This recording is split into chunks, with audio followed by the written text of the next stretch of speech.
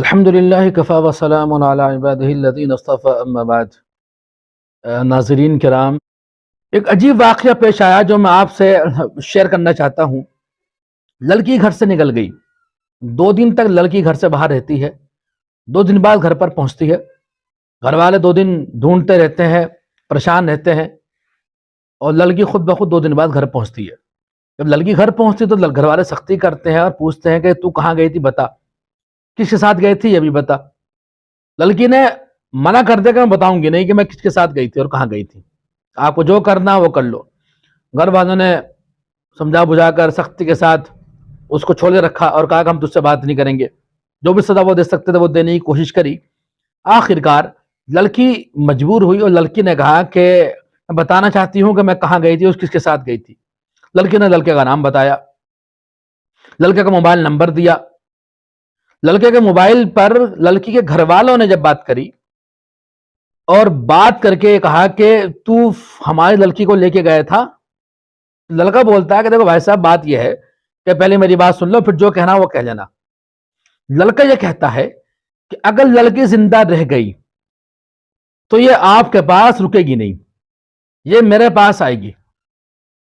تم اس کی ٹانگیں توڑ لو، تم اس کا سر پھوڑ دو، تم اسے بھوکا رکھو، جو چاہے وہ کر لو، لیکن اگر لڑکی زندہ رہی، تم نے اسے جان سے نہیں مارا، تو یہ تمہارے پاس رکے گی نہیں، یہ میرے پاس ہی آئے گی۔ یہ بات سن کر گھر والے حیران رہ گئے۔ گھر والوں کے ذہن میں تو یہ بات ہوگی نا کہ گھر والے جب لڑکے سے بات کریں گے تو لڑکا گھبرائے گا، لڑکا بچنے کی کوشش کرے گا، بہانے بازی کرے گا۔ لڑکے نے کوئی بہانے بازی نہیں کری، بلکہ صاف انداز میں گھر والوں کو چیلنج کر دیا کہ لڑکی تمہارے پاس رکے گی نہیں۔ تو جو بات کر رہا تھا لڑکی کی طرف سے اس کا بھائی، وہ بولا کہ تجھے اتنا کانفیڈنس کیسے ہے، تو اتنی بڑی بات کیسے کہہ رہا ہے؟ لڑکا بولتا ہے کہ ہم نے اس کو اپنا بنانے کے لیے جادو کر سکتے تھے، جادو بھی کرا، تنتر منتر بھی کرا، جو کر سکتے تھے وہ کرا۔ اس کو کھانے میں کھلایا، اس کو میٹھے میں کھلایا، اس کے بالوں پر ہم نے جادو کرا، اس کے چہرے پر، اس کے فوٹو پر ہم نے جادو کر کے سب کچھ کر لیا ہے، یہ تمہارے پاس رکے گی نہیں۔ تو یہ ہو رہا ہے اس وقت کہ لڑکیوں پر جادو بھی کرایا جا رہا ہے، ان کو سموسے میں ملا کر، ان کو چاٹ برگر میں ملا کر، ان کو پیزا میں ملا کر، ان کو میٹھے میں ملا کر، ان کے بال پر، ان کے ناخن پر، ان کے فوٹو پر جادو کرا کر اپنے کنٹرول میں کیا جا رہا ہے۔ جبھی تو دیکھنے میں یہ آتا ہے کہ لڑکی کے ٹھوڈی میں باپ ہاتھ ڈال رہا ہے اور یہ کہہ رہا ہے کہ بیٹی مان جا۔ لڑکی ادھر رو رہی ہے لیکن پھر بھی اس جگہ سے اٹھنے کو تیار نہیں ہے۔ اس کے پیچھے بہت سوچتے رہے کہ کیا وجہ ہو سکتی ہے۔ جب یہ واقعہ سامنے آیا تو پتہ چلا کہ ایک بڑی وجہ یہ بھی ہے کہ لڑکیاں اپنے کنٹرول میں نہیں ہیں، بلکہ کوئی دوسرا انہیں کنٹرول کر رہا ہے۔ تو میں بہنوں سے یہ کہنا چاہتا ہوں کہ بہنیں غلطی یہ کر رہی ہیں، بڑی غلطی یہ کر رہی ہیں کہ وہ انجان آدمی پر، انجان لڑکی پر بھروسہ کر رہی ہیں۔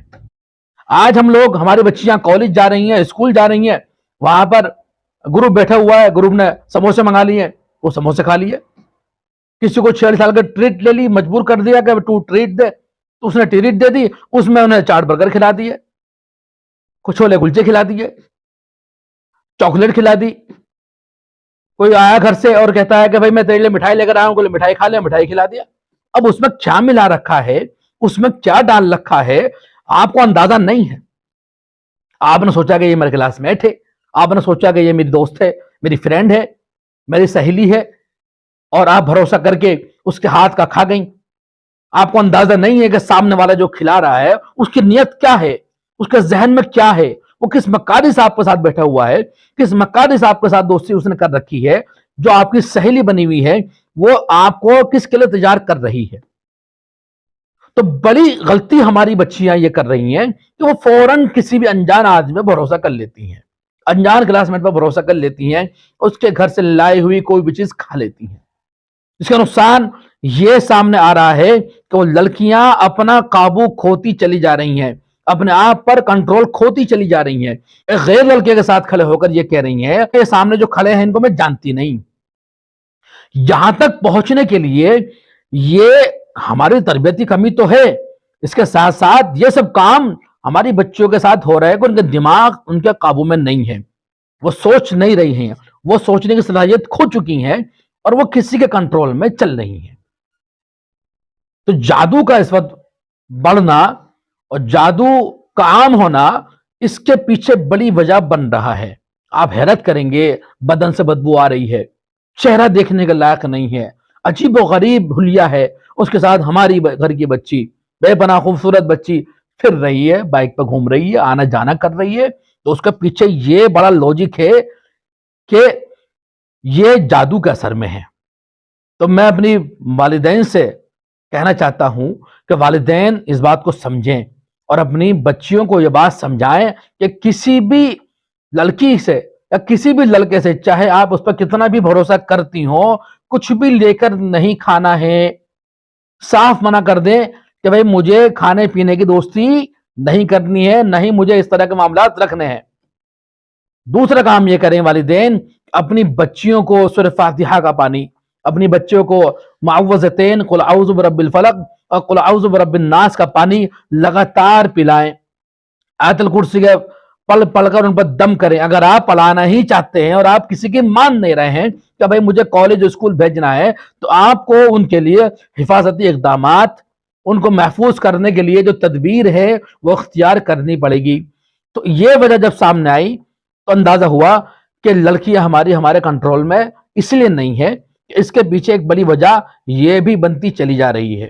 میری گزارش ہے اپنے عزیز و دوستوں سے کہ وہ اس حقیقت کو سمجھیں اور فوراً اس کے سدباب کے لیے اپنے گھر کے اندر اپنی بچوں پر درود و دم شروع کریں، ان کو اللہ کے کلام کا پانی پلائیں تاکہ ان کے اوپر جو اثر ہو چکا ہے جادو کا، سحر کا، تنتر کا، منتر کا، اس اثر سے ہماری بچیاں باہر نکلے اور ماں باپ کو ماں باپ سمجھے، مذہب کو مذہب سمجھے، غیر کو غیر سمجھ کر اپنے آپ کو اس سے بچانے کی کوشش کرے۔ اللہ سے دعا ہے اللہ تعالی ہمیں عمل کی توفیق عطا فرمائے۔